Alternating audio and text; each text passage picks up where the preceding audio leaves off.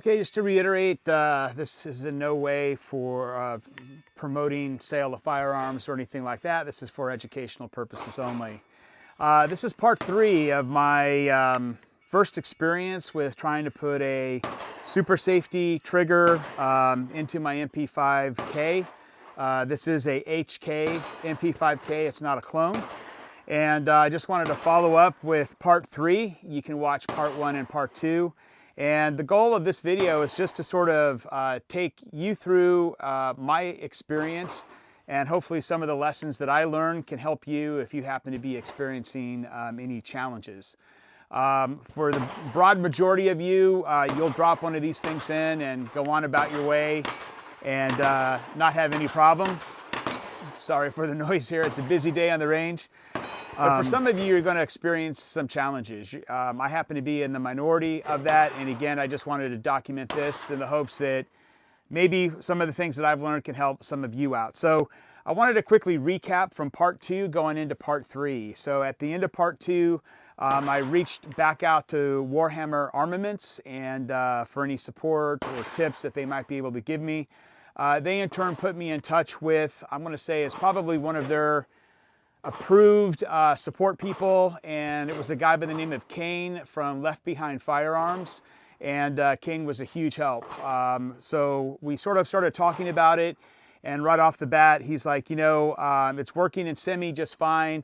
This is probably more related to a tuning issue, and we think we can sort of find the issue and get things, you know, working, you know, better. So with that, he asked me to return everything back to the OEM state, remove any, you know, if I had some locking pieces in or things like that, go back to shooting 115 grain. And one of the things that I mentioned to him is when I was talking to one of my friends at my gun club, actually he's one of the sales guys there, he actually has an HK SP5K, bought the same sort of lower, didn't get the Geissele trigger, but basically the exact same thing that I have, and he was having no issues at all. And he did tell me, he goes, you know, did you put in those little rubber spacers? And I'm like, what rubber spacers? And so at that point, he didn't have the right size for me, but evidently in my box, there were supposed to be some rubber spacers that fit right in between the lower here and the frame of the firearm. And it could have been that those are really small and perhaps they got lost under a, you know, a fold in the box, or maybe they just forgot to be put in the box. So I didn't have any of those, and so he actually sent me some of the spacers that he had, and he said, let's sort of try that, let's see where that nets us out.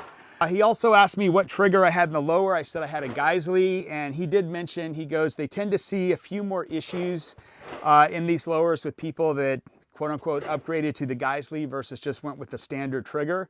And my friend did not have that Geissele trigger, and so that was a main difference. So I had no spacers. I sort of had this Geissele trigger, which may or may not have been an issue, and basically return everything back to OEM. Let's put those changes in and then let me know what happened. So I'm going to run some video of what happened after implementing those changes. What you'll see from this video as it's running is I still had some challenges. I still had you know, some issues with extraction. It just wasn't extracting. Although by and large performance was actually much better.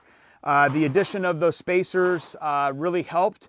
So that's one thing, that if you guys are having some challenges and you're missing some of these, I call them rubber spacers. I don't know what the technical term is, but they basically help take out play from your lower into your frame. And play is one of the enemies, as I've learned, of this sort of whole super safety FRT type of, you know, system.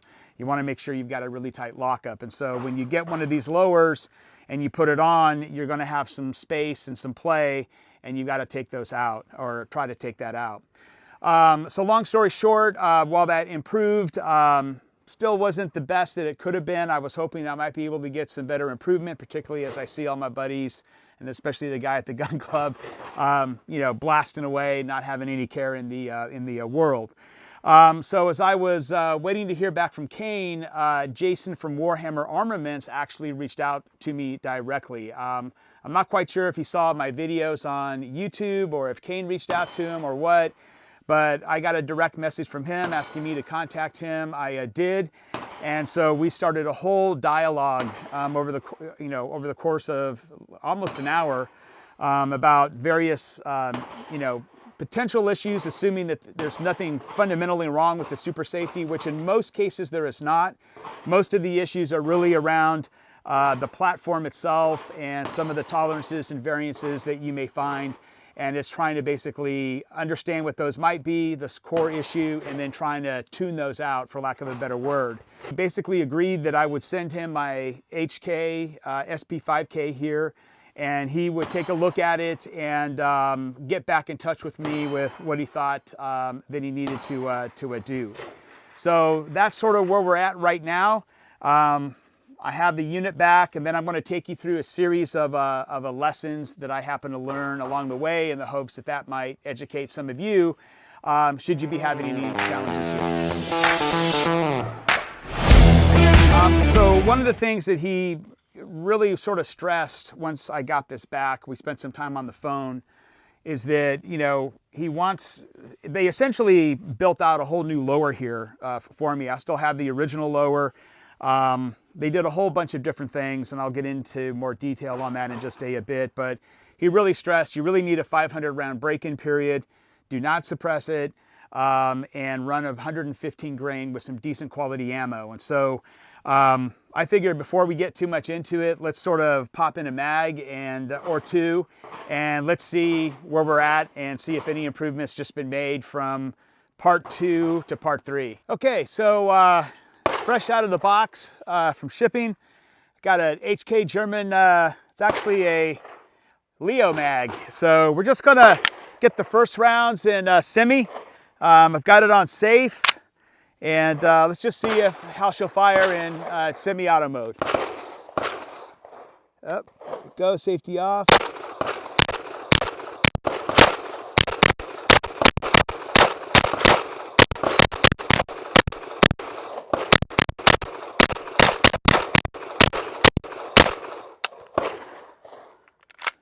Okay, so functions fantastic. It's semi-auto just like she always has. Let's go ahead and get around and we'll try super safe. Let's go ahead and move it into the super safe and let's see what happens.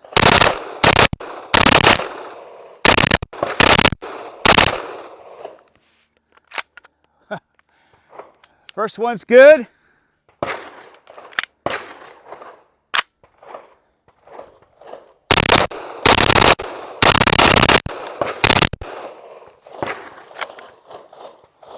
Second magazine worked flawlessly. So I've never been able to do that when I was having the issues, but 2 magazines doesn't make a whole test. Let's go get some more.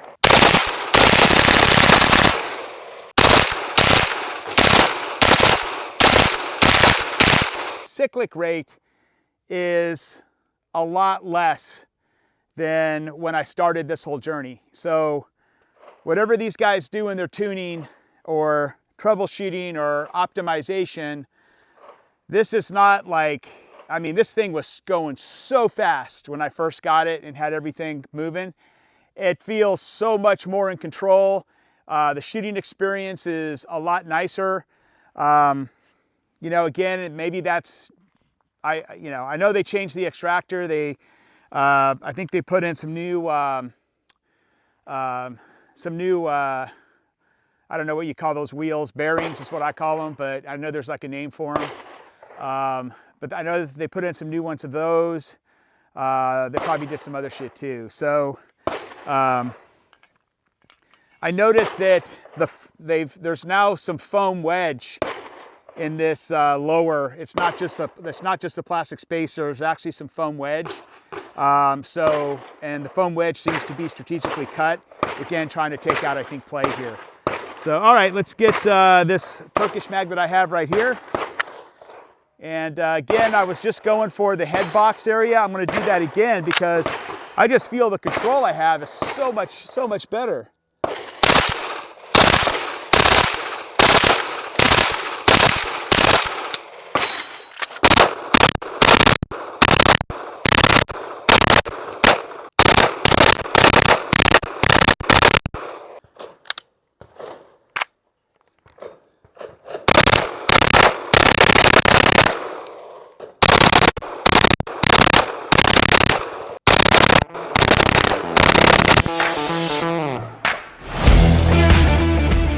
Okay, so as you guys can see, we just went down range, popped just under 400 rounds. I'm going to say probably around 350 to 380.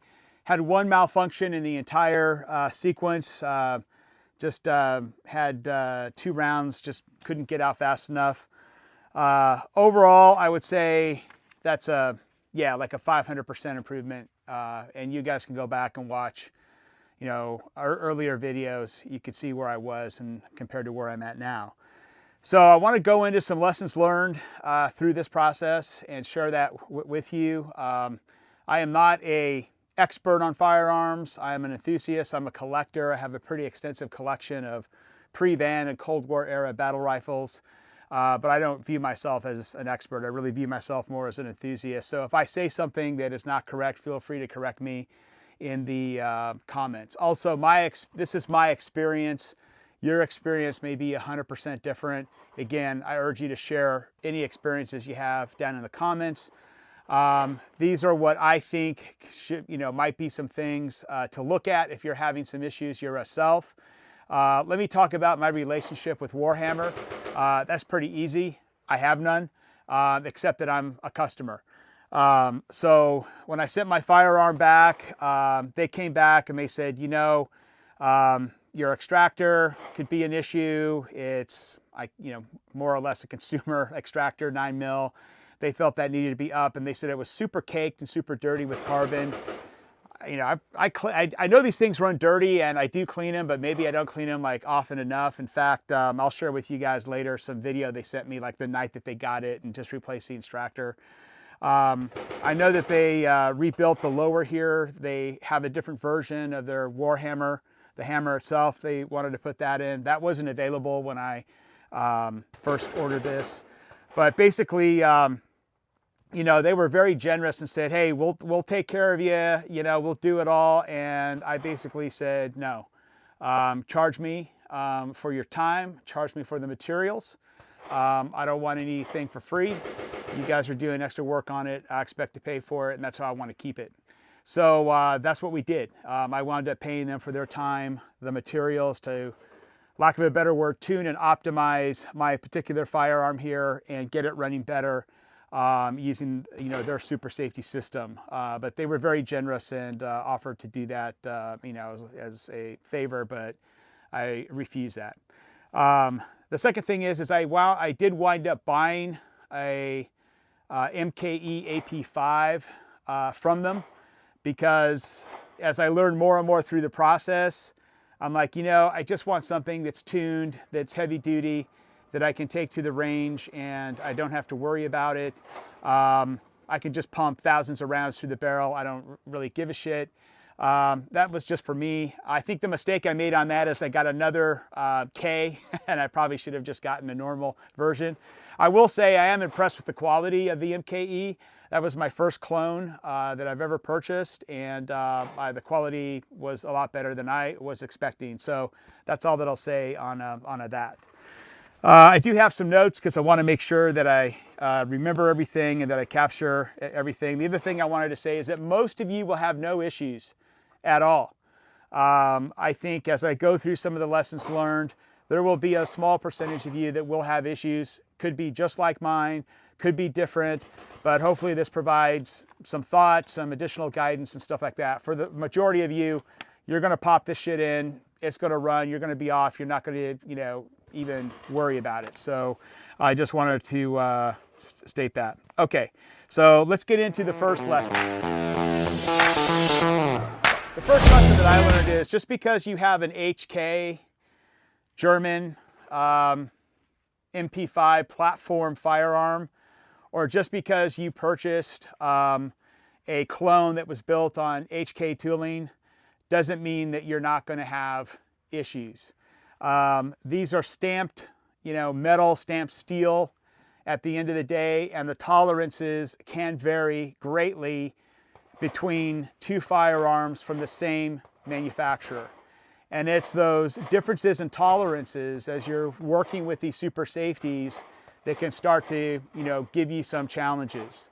So I just wanted to stress that, I'm going to go buy a German gun for the sake of buying German, or I'm only going to buy a gun because it's built on HK tooling. At the end of the day, the tolerances in here are pretty wide. Even between two HK guns or between an HK gun and a gun built on tooling. So that was one of the things that I wanted to stress, that I sort of learned going through this process, because I sort of started out, oh, but I have an HK German gun. I have none of these other issues that the clone people have. Well, you actually can, and you actually do. And so it also explains why my friend has the exact same gun, HK German, same setup in terms of his lower, except for the trigger. And he, as soon as he put his spacer in, he was off and running to the races, man. Never looked back, Me, I'm sort of stuck back at the starting line going, what the fuck? I'm having a lot of issues with extraction. It's not quite working as optimally. It's sort of not the greatest experience that I was having. So that's one thing that I will say, just to, set that stage. Let me make sure that yeah, okay, so the other thing, I think, again, back on those tolerances, and I'm interpreting this myself and in my own words, is that can introduce play between your lower receiver. I mean, these are AR lowers basically adapted to fit on an MP platform, right? And so what I've sort of gathered through this whole process is that play is a bad thing when it comes to these super safeties. Like, they don't like it. They like really tight lockups. And so if you've got some play in this thing, that could be a source of some challenges. And hence, one of the things you got to start looking at is how much out of spec, or where you're out of spec in these systems, is going to be able to give you a lot of guidance in terms of where you need to go and what you need to do to fix things. I will say, you could just see from the footage that I showed, it is possible to get to a better place. Okay, so I want to give everyone hope if you're out there. And again, I'm speaking to the guys that are, and women that are struggling with their super safety setups, whether that's from Warhammer or someone else. I mean, all this stuff is fairly new to the market. I think, I'm not really looking at it manufacturer specific, but if you're having some challenges, there is hope. It's just finding people that can help you, finding people that have the right knowledge, and, getting through. But you can see where I'm at today versus where I was a couple of months ago. Okay, second lesson, and it's sort of related to the first lesson in terms of the tolerances and the variances. Again, I can't speak to all systems. I just know in this particular setup with the Warhammer Super Safety and the Lee lower that I was using, the issue of the spacers, and I'll roll some footage on these spacers so you can see what I'm talking about. But if you're sitting there and after putting on your lower, you didn't install, and I call them rubber spacers, they're probably really plastic spacers. If you didn't install any of that, that's where I would go back and look. That's where I would say start your solution journey at making sure that you have the spacer that fits. Now, in this system, there should have been two that could have been in the box. I just didn't see them, or were not put in the box. Two different sizes. One of those fits exactly to what I had, and the other one did not. The other one may fit maybe to an MKE. I have no idea, but they give you two. One of those will probably fit. What I've noticed when I got the MKE, the one thing that Warhammer does is they have this big checklist with people checking shit off and signing it, which is a nice thing to see. I noticed that now they're checking off a foam insert, and definitely when I started this, trying to find a solution to my problems, they were just the spacers. No one was talking about the foam inserts. So it looks like foam inserts have also been added to that kit. And again, that's to take up, I would assume, as much play as you possibly can. So if you're having some struggle and you're on the struggle bus, that's where I would start the journey, is looking at the lockup between your lower and your upper receiver here. And if you didn't install any of those grommets, I'm probably not using the right technical terms here, man, sorry, but grommets or spacers or whatever, you need to reach out to your solution provider, your super safety provider or your lower provider, and say, hey, Do I have any, should I have had some of those grommets or spacers to put in between the lower and my upper receiver here? I actually did reach out to Lee Lower about that, and they're like, oh yeah, we probably, you know, those should have been in your package. We'll send you some extra. So everyone seems to be aware of it. It shouldn't be a problem getting some if you, for whatever reason, didn't. So again, that's where I would start my solution journey, is making sure that these spacers, and again, I can only speak to the system that I have here. I can't speak to all. I don't know if they all use it or not. But in this system, I think they're a pretty important part of the puzzle. This thing, most of my errors were related, I believe, to extraction. And while certainly I think some of the tolerances and the play within the lower and the lockup, because I didn't have those spacers, were probably all working to add to that. You know, when I sent my firearm back to Warhammer, I don't know, they sent me like an express shipping label. I got it out. I took it to my FFL to ship it because this is an SBR. They got it like on a Friday. And I got a text like, I mean, like Friday evening. They're like at least 2 hours ahead of me. I think they're on the East Coast in Florida.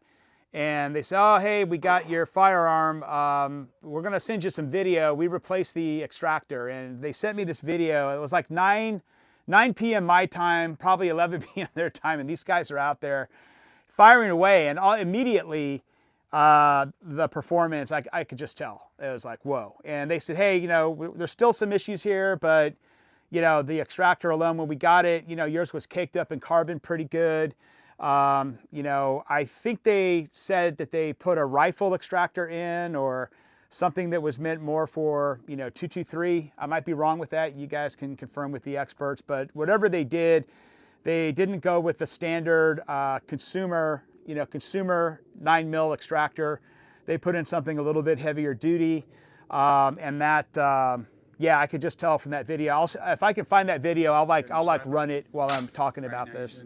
And so anyway, again, giving you something else to look at. If it were me, and I thought that I kept and maintained these things pretty good, but I guess, and I also remember reading that, oh, you don't need to change extractors until you're at 5,000 rounds. Well, I would say if you're going to go the super safety route, even if you have like 1,000 rounds on the firearm, you may just want to, at least on the extractor spring, which is that little copper looking thing, hopefully I'm calling it right by its right technical term, you may just want to replace that before you start your super safety journey. I think that can make a huge difference. Start out with something new, something fresh, something strong. And I have a feeling these extractor springs are the ones that are going to get, probably as we're now elevating the volume of fire through these particular firearms through a super safety trigger, the extractor and the extractor spring, probably more likely the extractor spring, are going to be the areas that you've got to keep an eye out and think about switching out probably a little more frequently. So again, extractor could be an area that you may want to look at as you're, trying to find a solution to some of your issues. Okay, the next lesson is just some general shit that I just thought that I would share. These are not machine guns. I know we pop in the FRT and we get, a full auto effect because of the assistance we get with moving our finger. And we certainly begin to approach the cyclic rates and the volumes that you might find in a full spec'd out, full auto variant of the same firearm. But keeping in mind, they're not machine guns. They're really meant for, I'll call it the consumer market. As such, the materials and the components that are in these things are really spec'd out for semi-auto. They're not going to add costs to make it more robust to handle a high rate of, or high volume of fire. So that's where things like materials and components and shit can really begin to become very important. So one of the other things is that I immediately said, oh man, within day one, I'm already slapping a suppressor on. And the other thing with it, not only are these cyclic rates getting super high once you put on this super safety, like before I had this optimization done on mine, I mean, it was like a bee. It was like buzzing. So they're up like super high. Then you slap a suppressor on, and so now you're increasing the back pressure even more. And if you're like me, I don't even think about a different locking piece, man. I just run it, you know. So if you're slapping a suppressor on, you start running 124 or 145 grain, subs or subsonics, your back pressure is going to be substantially increased. You're running off of consumer parts that are spec'd for semi-auto, volume, rate of fire. These could be some issues. So to be as technically accurate as I can around the suppressor, I went to the robot AI to say, hey, you know, why do I need a different locking piece? So it said, you're going to need a different locking piece for suppressed MP5, especially the K model, because the suppressor adds back pressure, increasing the bolt's rearward velocity, which can damage the receiver with the standard 100-degree piece by causing excessive roller pressure.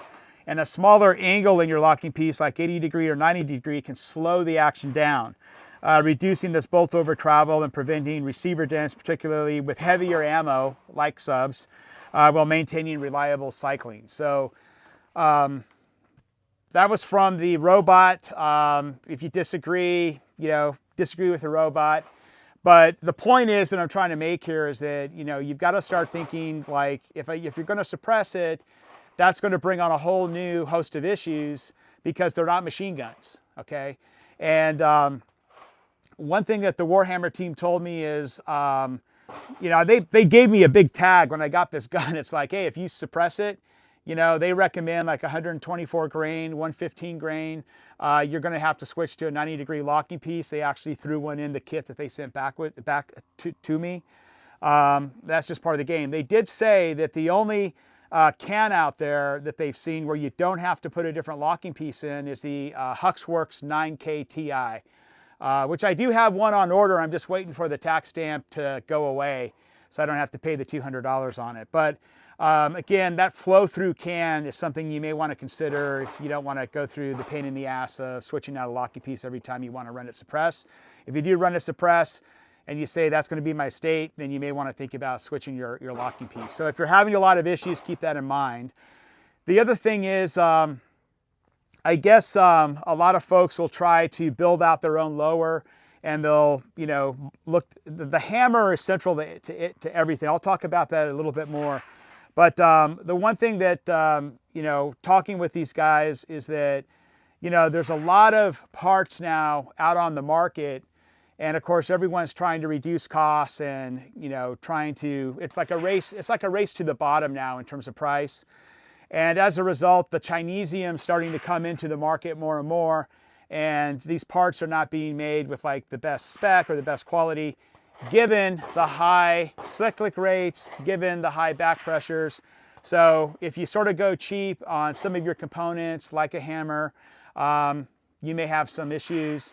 You can go back to one of my earlier videos and I showed you the difference between, you know, one of the trips that I had versus the one that I ordered, like night and day, you know. So quality of materials is going to matter. That could be another source of some challenge. But anyway, I just wanted to talk about the, it's not a machine gun. We got to keep that in mind, okay?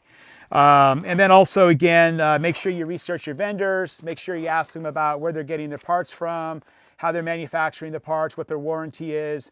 Again, this is a market that I've been in business a long time. This is a hot consumer item, especially in the firearm industry, which is sort of on the struggle bus right now in terms of driving new growth. This is a growth product. And as a result, you're going to have this race to the bottom where everyone's going to be trying to cut costs so they can capture market share. And the only way to really do that is you got to get cheaper components. So with that, keep that in mind, that in this market right now, not only do you have a lot of cheaper components starting to come into play, but you've got guys that are good tinkerers, you know, now they're like selling this shit and trying to reduce costs to increase their profit margins, may not have the best manufacturing processes in play. So make sure you know your vendor, warranty, stuff like that. That's all that I'll say on that topic. Okay, the final thing that I'll say is, just because it was a topic that came up a lot, the lesson here is be careful about modifying the hammer yourself. I'm going to speak above my pay grade here, but evidently a lot of people, and again, I'm not a do-it-yourselfer. I wish I had that DNA, man, but there are a lot of people out here that'll look to build a lower out themselves, and the secret sauce to all the super safety shit is the hammer, particularly on this MP5 platform. The hammer's everything.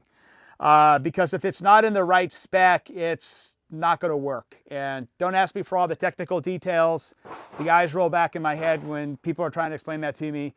But all I know is this hammer's got to be, the hammer you get in your lower from the factory will not work. You have to modify that hammer, or you've got to get a hammer that you have to modify. You've got to take material out of that hammer to make it work.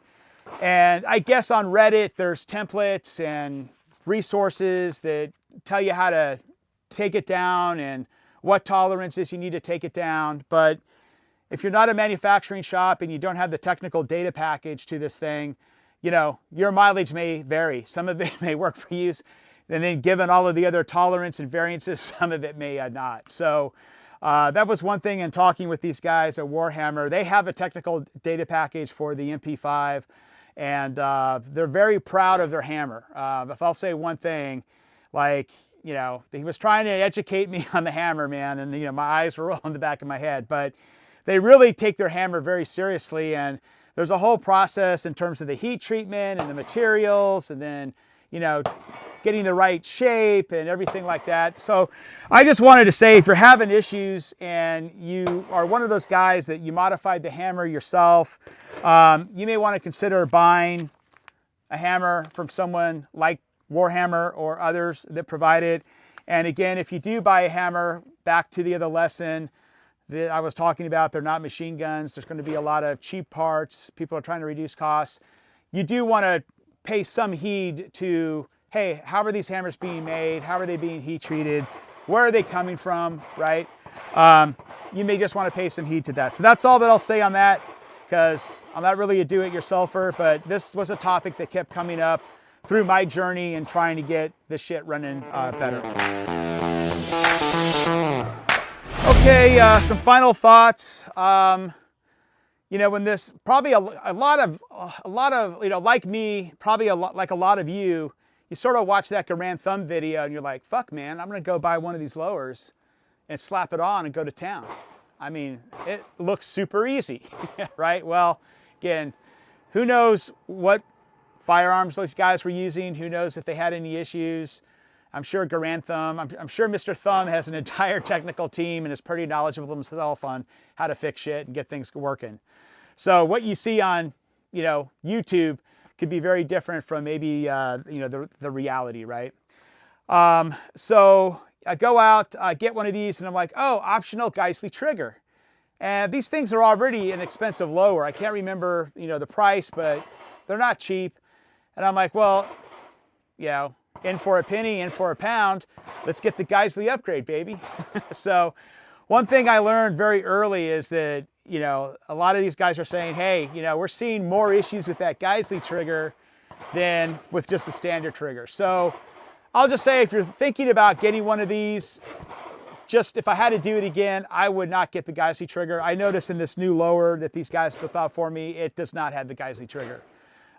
So, you know, maybe you want to pass on that, save yourself some money, just go with the standard one. I sort of had the AR-15, you know, mind washing. Got to get the Geissele, man. I think in this case, you may just want to start with the standard trigger.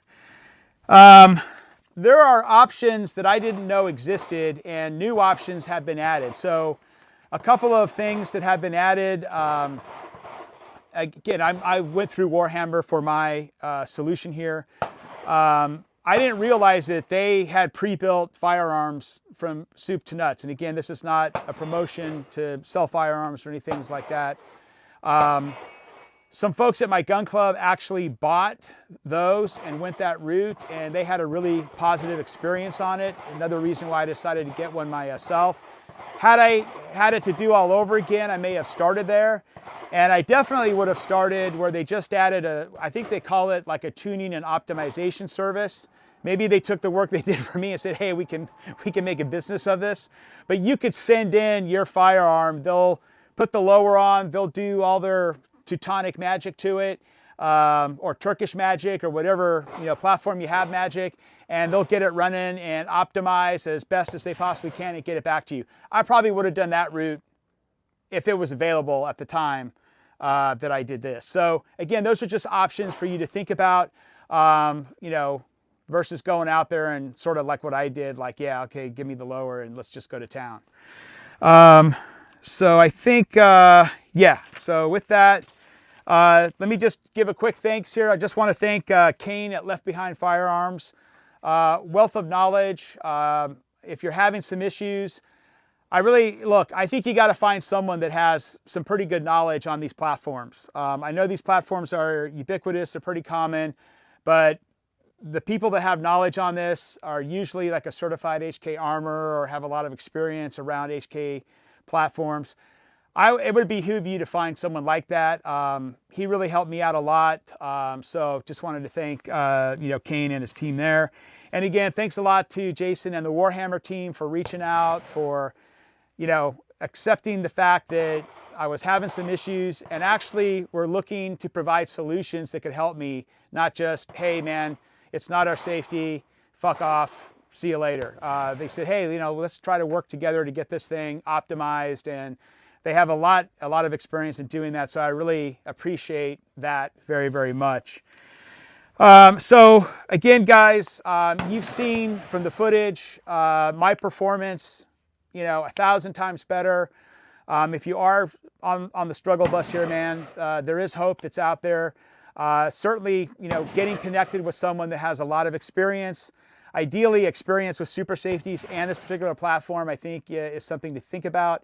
The insights and lessons that I learned along the way, hopefully that can provide a little bit of guidance for you to troubleshoot. And I guess if I were to, sum everything up, I think that, just because you slap on a super safety, there's still like, for lack of a better word again, tuning, optimization that probably needs to go in for some of you. And again, as I mentioned, the majority of you are probably not going to have any problems at all with this thing. But for those of us that wind up in that, 10%, 5% group, there's hope out there. Just keep trying to tune it and find the optimal solution. Make sure you vet your vendor. Make sure you understand their QA process. Make sure you know the materials. I can guarantee you that's going to become an increasing chorus of issues over the next year. In 2026, we're going to hear more and more about issues with super safety materials and braking and stuff like that. It's just a normal part of the market, as this is a hot consumer product right now, and everyone's going to be trying to take cost out and compete on price and shit like that.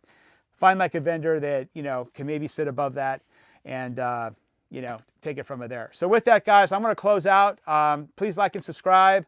Hopefully you found this of value. And again, please share in the comments your own experiences, solutions you found, resources you found, anything like that for the next guy coming along who's sort of struggling. And they can look at the comments and maybe see some options there. So with that, guys, AZCactusTac signing out. Thank you very much for your time.